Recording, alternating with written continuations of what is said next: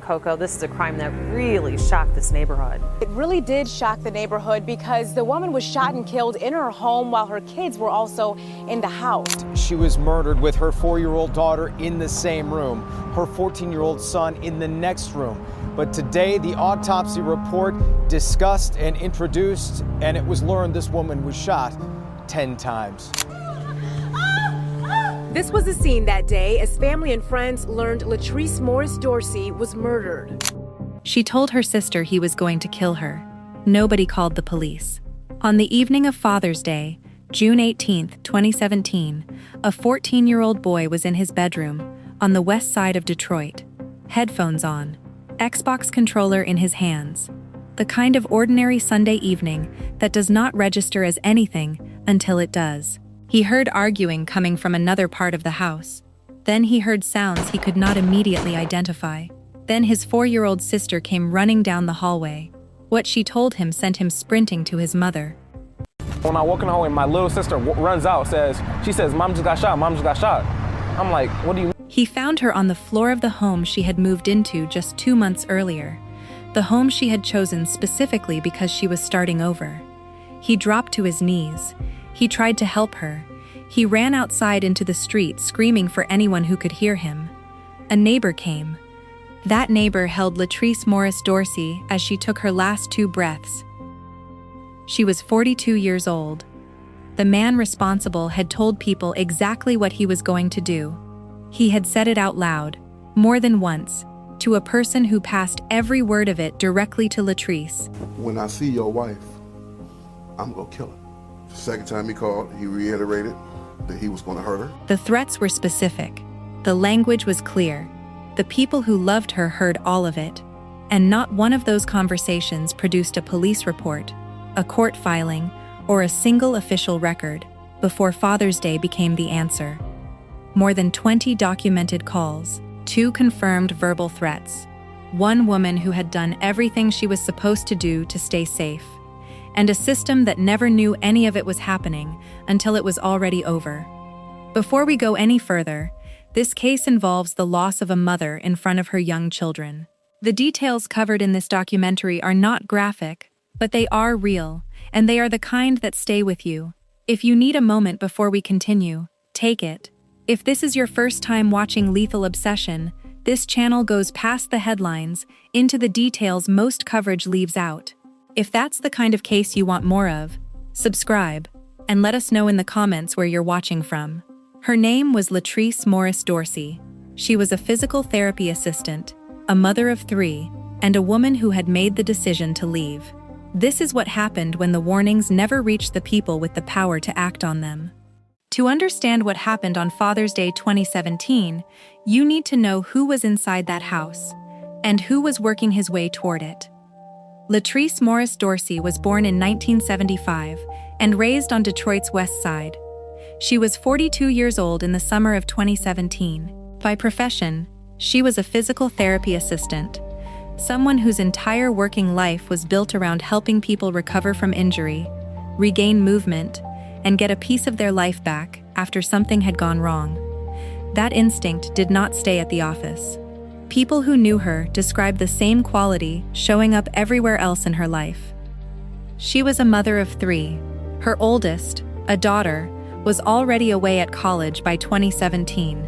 Her middle child was Justin, 14 years old, the kind of kid who spent his evenings the way most teenagers do, headphones on, controller in hand, the rest of the world tuned out.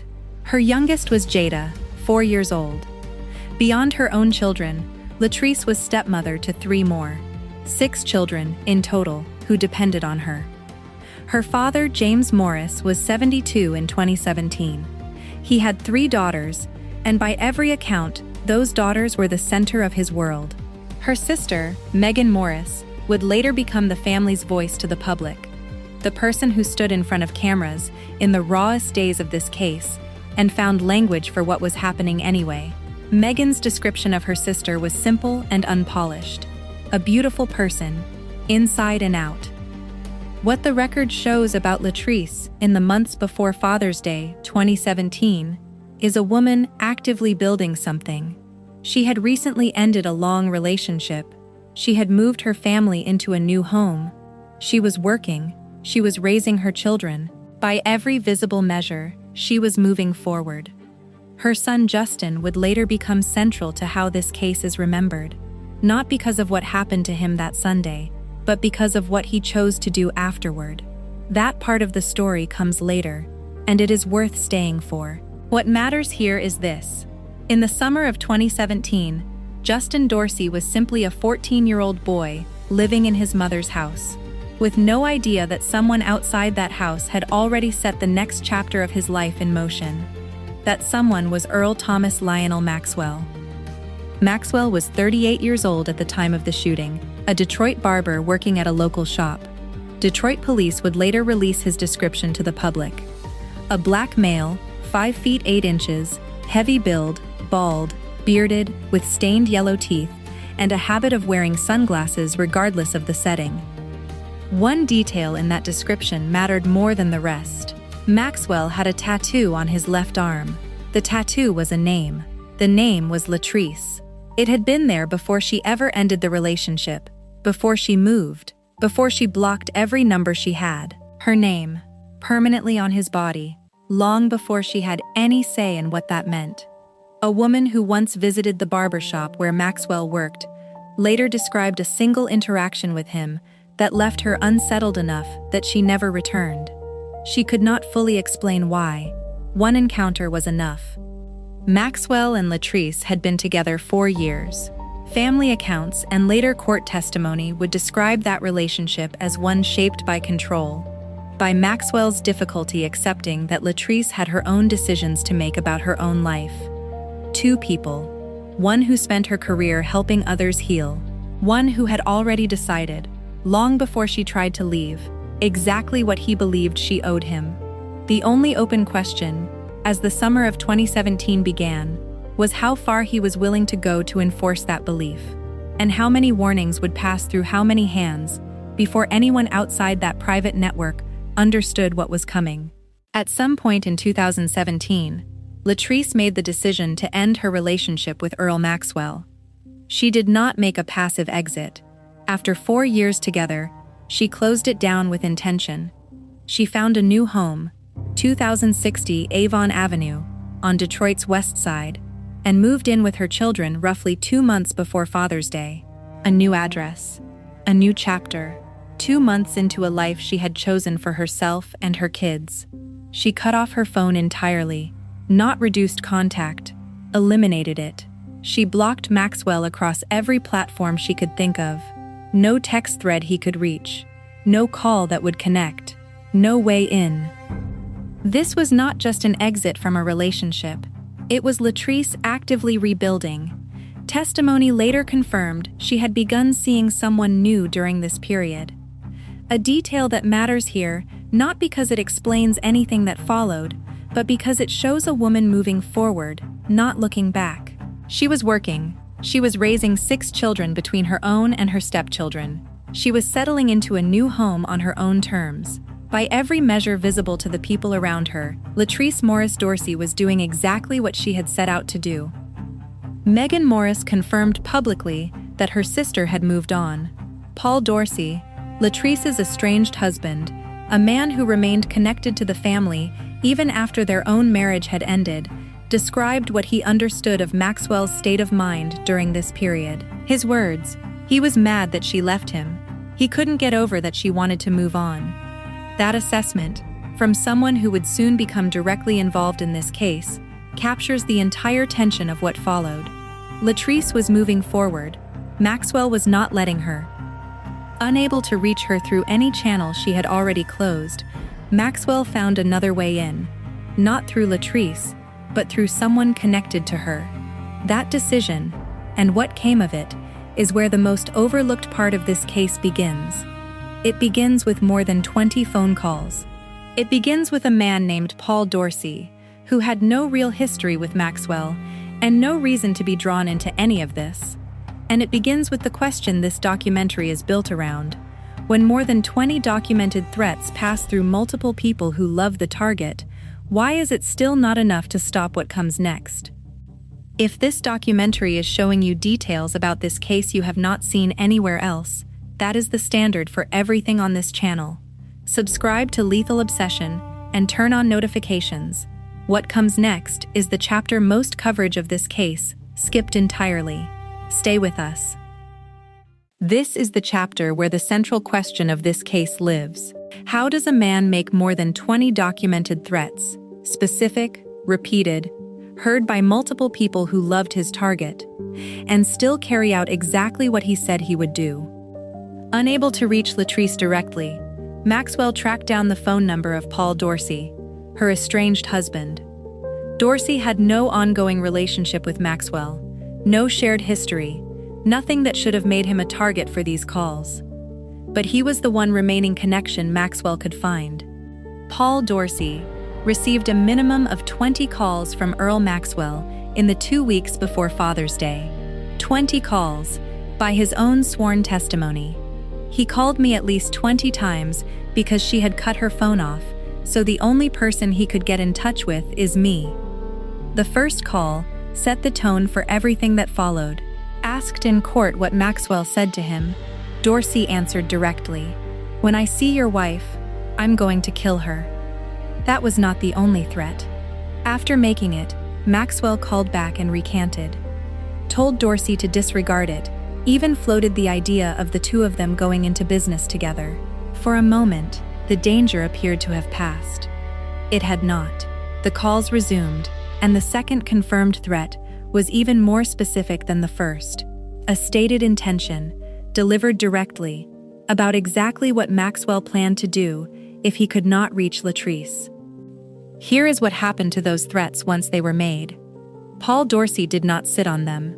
Every call, every threat, was relayed to Latrice. She knew what Maxwell had said, how many times, and how specific he had become. Dorsey also told her family. Megan Morris knew. James Morris knew. The information moved through the people who loved Latrice exactly the way it should. Quickly, completely, without anyone trying to minimize it. What did not happen is the part of this case that demands attention. Not one of those 20-plus calls was reported to the Detroit Police Department. Not one became a police report, a restraining order request, or any kind of official record.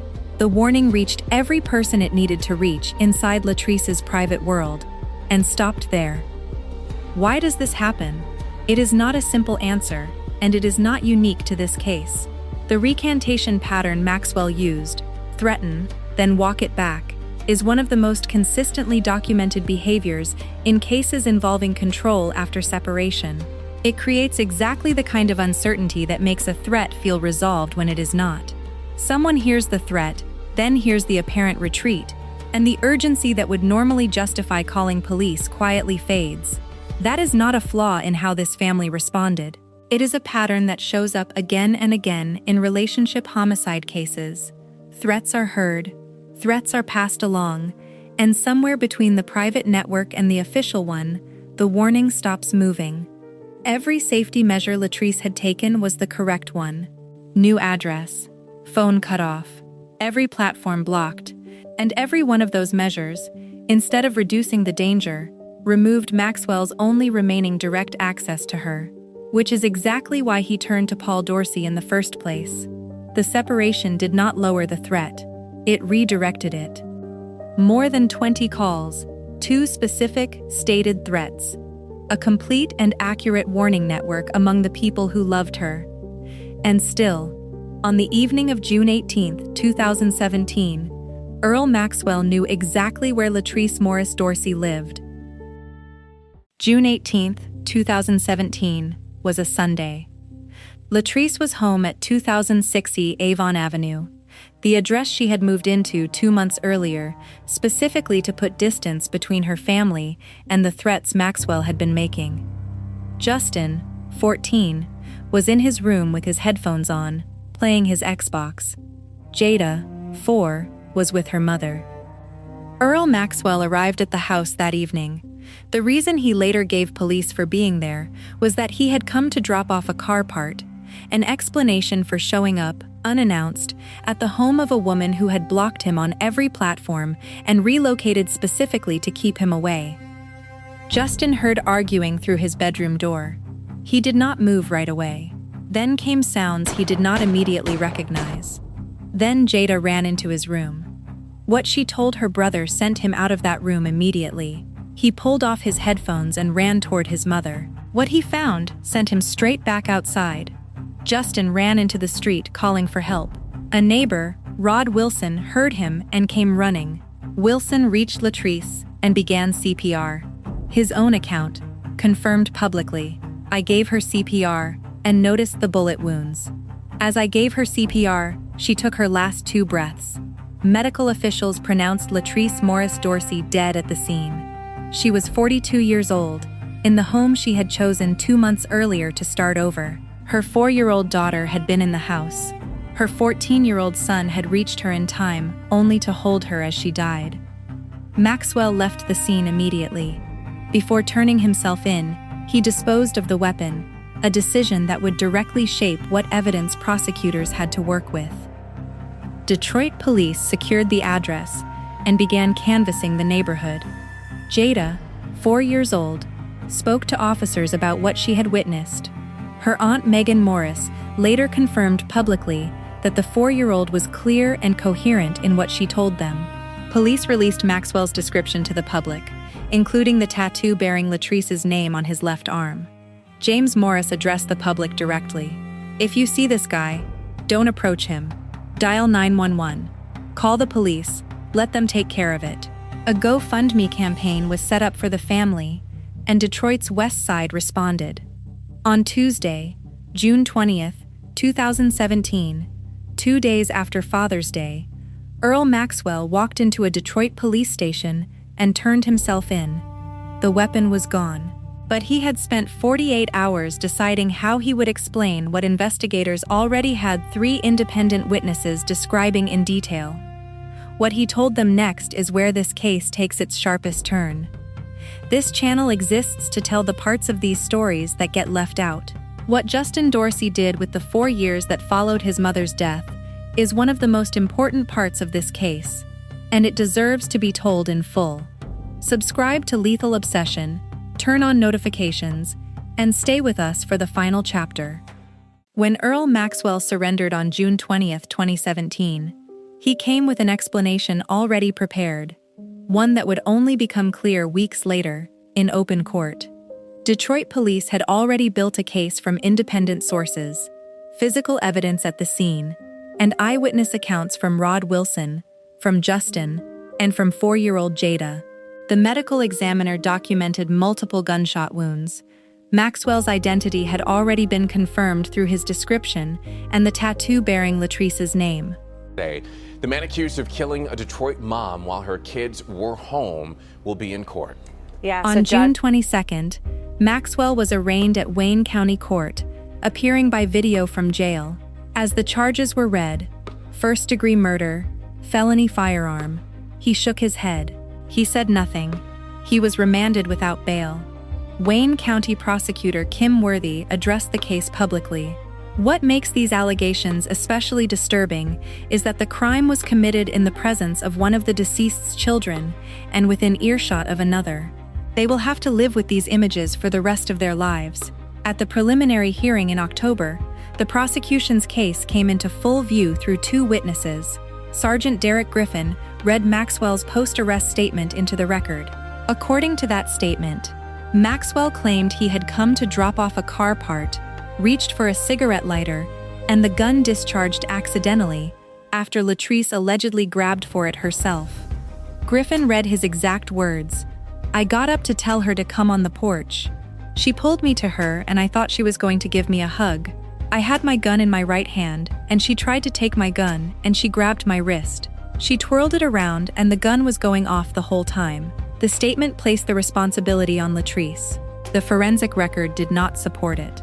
Early information given to the family put the number of wounds at 5. Maxwell's own account claimed 10. Either figure stands in direct contradiction to a single accidental discharge during a struggle over a wrist. Then, Paul Dorsey testified.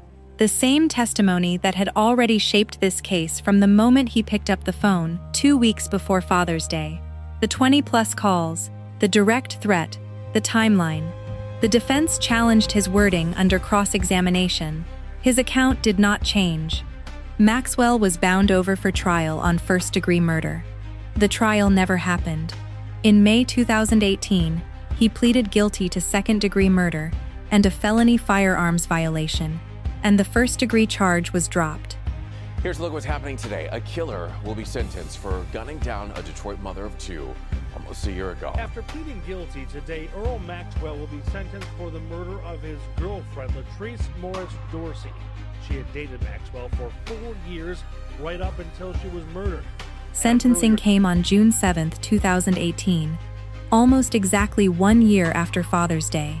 Maxwell arrived wearing sunglasses inside the courtroom and told the court he had repented, pointing to Latrice's new relationship as context for what he had done. I know that I have repented with every bone in my body, and I can never take this back down here on this earth. And I just want to let y'all know that the Lord gave me a dream that she's with the Lord, and that's the only thing that kept me from... The family was there to answer him. James Morris stood and said, "I had 3 daughters. I had 3 beautiful daughters, and he put a hole in my heart." Megan Morris was there. Jada, now 5, was there. And Justin, 15 now, the boy who had run down that hallway a year earlier, stood up, faced Maxwell directly, and delivered his own statement to the court. The judge sentenced Earl Maxwell to 25 to 50 years in a Michigan state prison. He was let out in the same sunglasses he had worn in. The legal case was closed. For Justin Dorsey, walking out of that courtroom at 15, what came next was not an ending. It was the beginning of the part of this story most people never followed. Go back to the question this documentary opened with. How does a man make more than 20 documented threats, heard by multiple people who loved his target, and still carry out exactly what he said he would do?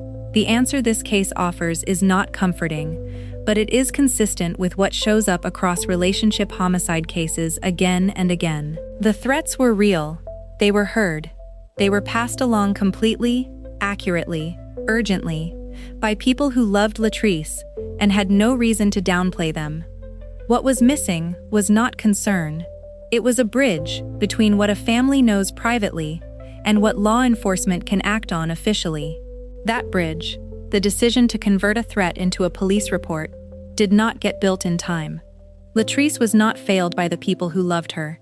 She was failed by a gap between private knowledge and official record, the same gap that shows up in case after case in this genre. If someone in your life is on the receiving end of repeated, specific threats from a former partner, that information needs to reach law enforcement directly, not stay inside a private network, however completely that network passes the warning along. That is the answer this case offers to the question that opened it. What this case also offers is Justin Dorsey. We met Justin at 14, headphones on, in his bedroom, with no idea what was about to happen. We watched him run down that hallway. We watched him stand in a courtroom a year later and face the man responsible. What happened after that courtroom deserves equal weight to everything that came before it. Justin described that period in his own words. When the incident first happened, it hurt. It was a shock. It hurt. It hurt a lot. He did not minimize it. He said it hurt, and then he went to work. He trained at the gym 6 days a week. He took what he could not process anywhere else to the football field. His own words confirmed that football was where he fought his battles, on the field and off it. At Clarenceville High School, under head coach Bob Meyer, he became a standout offensive guard and defensive tackle, all conference recognition, a league championship, most valuable lineman, multiple times. In 2020, selection to the Zenith Senior All-Star Game, recognizing him as one of the top linemen in the Livonia area. Multiple colleges took notice. He also earned a 4.0 GPA. In June 2021, 4 years after Father's Day, Justin graduated from Clarenceville High School and accepted a full athletic scholarship to Ferris State University, where he would play Division II football as an offensive guard and defensive tackle. Ferris State won the Division II national championship that year, and again the next. His declared major was physical therapy. Asked about that choice, Justin said, "My mom was a physical therapy assistant. She cared about people, and I want to care about people just like her." He also said, "I just wish she was here to see it." The boy who had headphones on in his bedroom on Father's Day 2017, who ran down that hallway, who stood in a courtroom at 15 and faced his mother's killer, that same young man is now training to do exactly what his mother spent her career doing, helping people heal. Her name was Latrese Morris-Dorsey. She was 42 years old, a physical therapy assistant, a mother of 3, a woman who made the decision to leave and who did everything available to her to make that decision permanent. The man who refused to accept it is serving 25 to 50 years in a Michigan state prison. Her son is in college, studying physical therapy, carrying her forward. Her name was Latrese Morris-Dorsey. Say it correctly. If this documentary gave you the full, accurate account of Latrese Morris-Dorsey's story that you could not find told this completely anywhere else, that is exactly what Lethal Obsession is built to do. Every case on this channel is researched to this standard. Every person at the center of these stories is treated with this level of accuracy and respect. If that matters to you, subscribe right now and turn on your notifications. The next case is already being built. Share this documentary with someone who needs to hear this story, because the warning gap this case exposes is not unique to Detroit, and it is not unique to 2017.